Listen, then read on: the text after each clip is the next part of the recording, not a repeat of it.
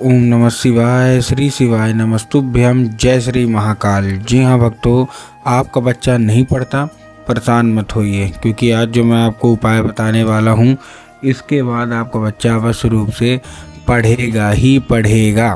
क्या करना है, कैसे करना है, पूरा का पूरा बताने वाला हूँ, अच्छे तरीके से समझाने वाला हूँ। तो बस उपाय ध्यान से सुन के अच्छे से करिएगा ज़रूर। क्या करना है, कैसे करना है, पूरा का पूरा बताने वाला हूँ, हर एक चीज़ समझाने वाला हूँ। तो बस उपाय ध्यान से सुन के अच्छे तरीके से आपको करना अवश्य रूप से है। देखिए, आपको भी पता है कि पूज्य गुरुदेव की जो कथा होती है उसमें लाखों की भीड़ आती है। कैसे भीड़ आती है? लाखों की भीड़ आती है। और जब गुरुदेव की कथा में लाखों की भीड़ आती है तो वहाँ ज़्यादातर जो भक्त होते हैं वो क्या करते हैं, पत्र के द्वारा अपनी इच्छा और पत्र के द्वारा अपनी मनोकामना जो होती है वो गुरुदेव तक पहुँचाते हैं। तो अभी गुरुदेव की कथा चल रही थी, आज से 4 से 5 महीना पहले की बात है। गुरुदेव की कथा चल रही थी और गुरुदेव की कथा में लाखों की भीड़ आई। अब जब गुरुदेव की कथा में लाखों की भीड़ आई तो वहाँ ज़्यादातर जो भक्त थे उन्होंने क्या किया, पत्र के द्वारा अपनी इच्छा और पत्र के द्वारा अपनी मनोकामना जो थी वो गुरुदेव तक पहुँचाई।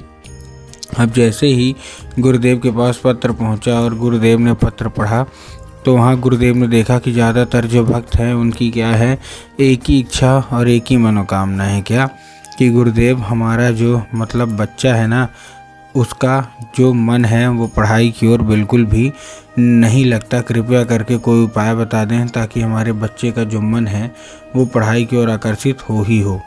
अब जैसे ही गुरुदेव ने उपाय ये देखा उसमें, क्योंकि पत्र में ये भी था कि गुरुदेव, हमने बहुत ज़्यादा प्रयास कर लिया है कि हमारा जो बच्चा है वो पढ़े लिखे, लेकिन फिर भी हमारा बच्चा नहीं पढ़ता। हमने क्या कुछ नहीं किया उसके लिए, बहुत अच्छी उसको स्कूल में डाल के रखा है, बहुत अच्छा उसको कोचिंग ट्यूशन दे रहे हैं, हर एक तरह की सुख सुविधा दे रहे हैं, लेकिन फिर भी जब बात पढ़ाई की आती है तो वो बिल्कुल भी नहीं पढ़ता।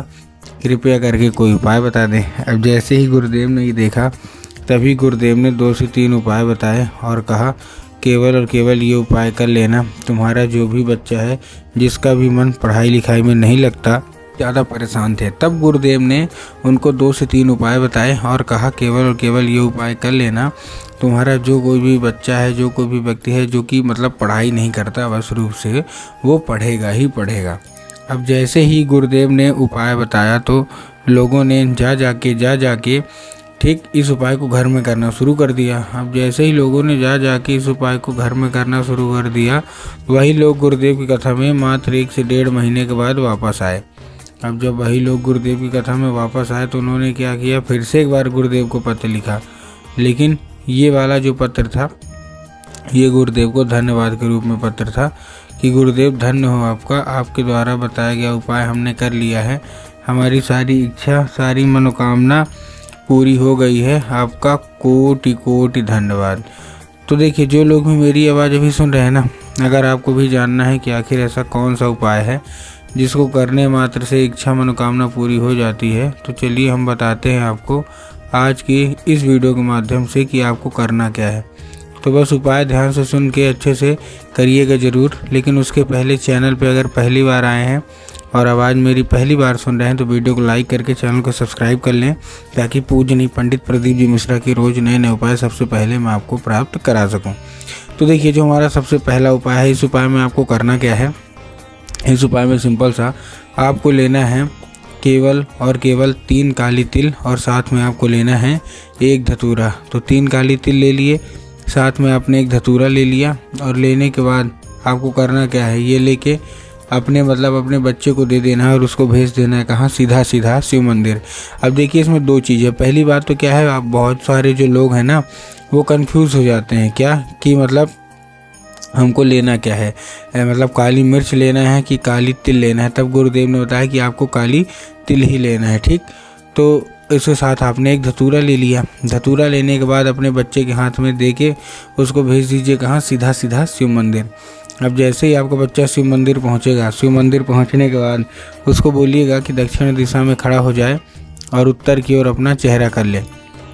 अब देखिए दक्षिण और उत्तर में भी बहुत सारे लोगों के मन में कन्फ्यूज़न होता है कि दक्षिण क्या है, उत्तर क्या है, हमको थोड़ा साफ साफ बताओ। तब गुरुदेव ने साफ साफ बताया है कि आप जिस भी शिव मंदिर जा रहे हैं उस शिव मंदिर का जिधर साइड जलाधारी हो, आपको अपना चेहरा उधर साइड करके खड़े हो जाना है। ठीक, खड़े हो गए। खड़े होने के बाद आपको क्या करना है, एक नाम लेके, कौन सा, महादेव का बहुत ही सुंदर सा नाम है श्रम्भेश्वर महादेव। तो आपको करना क्या है, आपको श्रम्भेश्वर महादेव का नाम लेके और उन्हीं का स्मरण करके आपको चुपचाप क्या कर देना है, अर्पित कर देना है बस। पूज्य गुरुदेव कहते हैं कि अगर आपने ऐसा कर लिया तो अवश्य रूप से इच्छा मनोकामना जो है वो पूरी होगी ही होगी। ठीक, ये था हमारा कौन सा, ये था हमारा पहला उपाय। अब हम चलते अपने दूसरे उपाय की ओर। अब देखिए जो हमारा दूसरा उपाय है, इस उपाय में आपको सिंपली सा करना क्या है, इस उपाय में आपको सिंपली सा एक लाल फूल लेना है, जितनी भी माताएं हैं ध्यान से, और लाल फूल के साथ साथ आपके घर में माता सरस्वती की फ़ोटो या मूर्ति होना अति अनिवार्य है। अगर आपके घर में माता सरस्वती की फ़ोटो या मूर्ति हैं तब तो अच्छी बात है, लेकिन अगर आपके घर में माता सरस्वती की फ़ोटो या मूर्ति नहीं है तो आपको बाज़ार जाना है, माता सरस्वती की फ़ोटो या मूर्ति लाना है और घर में उनको स्थान दे देना है। ठीक, दे दिया स्थान देने के बाद शाम के वक्त में जब भी आपके घर में पूजा पाठ होती है तो आपको वो लाल फूल उठाना है और वो माता सरस्वती को अर्पित करना है। अब जैसे आप माता सरस्वती को अर्पित करेंगे, माता से उसको आपको औषधि के रूप में मांगना है कि माता कृपया करके हमको इसको औषधि के रूप में प्रदान करिए। अब क्या होगा, अब ये औषधि के रूप ले लेगा। अब आपको करना क्या है, उसी रात जब आपको बच्चा अच्छे तरीके से खाना पीना खा के सो जाए तो आपको लाल फूल उठाना है और अपने बच्चे के माथे पे 2 से 3 बार उसको फेर देना है। पूज्य गुरुदेव कहते हैं कि अगर आपने ऐसा कर लिया तो अवश्य रूप से इच्छा मनोकामना पूरी होगी ही होगी और आपका बच्चे का मन पढ़ाई की ओर आकर्षित होगा ही होगा।